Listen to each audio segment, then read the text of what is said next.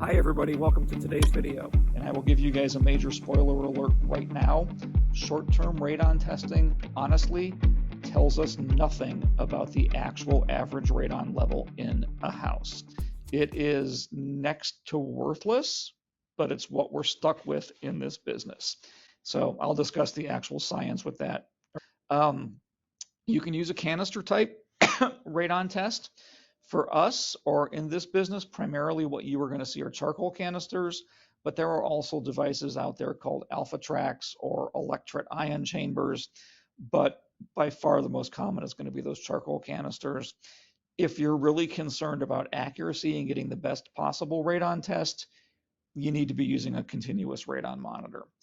The cheapest, most common, but least accurate of those tests is going to be the charcoal canister type of radon test. After a certain period of time, 48 hours, 72 hours, however long it sits, you seal it back up and you send it to the lab.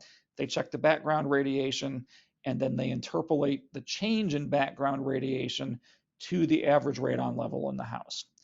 The problem here, at least scientifically speaking, is that charcoal canister is constantly absorbing and desorbing that radon gas. So really when you get that charcoal canister back at the lab, the results are really weighted towards the last 12 hours of the test or so. So depending on what the house looks like in that last 12 hours, that's going to kind of color or weight your radon test. So they are not terribly accurate at all. The reason people use them is that they're cheap.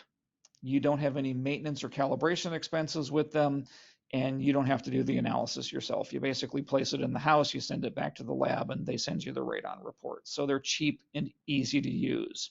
So that is the reason that in my business, we use a continuous radon monitor.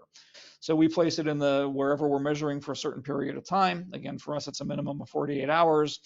It actually collects and collates results in real time. Most continuous radon monitors are constantly measuring that radon, and then they record a data point every hour.